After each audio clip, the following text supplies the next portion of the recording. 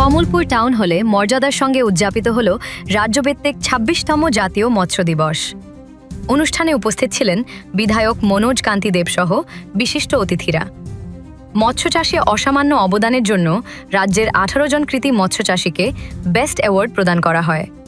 অনুষ্ঠানে আধুনিক মৎস্যচাষ, সরকারি সহায়তা এবং যুব সমাজকে এই পেশায় এগিয়ে আসার আহ্বান জানানো হয়।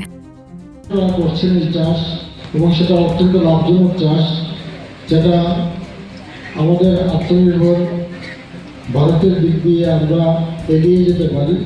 মৎস্য চাষ অত্যন্ত লাভজনক চাষ, কারণ সরকার সবাইকে চাকরি দিতে পারবে না, সরকার সবাইকে রোজগার দিতে পারবে না। এই মৎস্য চাষ, পশুপালন, শুকর পালন, ছাগল পালন, গরু পালন, মুরগি পালন, হাঁস পালন ইত্যাদির মাধ্যমে আমরা কিন্তু স্বাবলম্বী হয়ে উঠতে পারি, সেটা একটা দৃষ্টান্ত।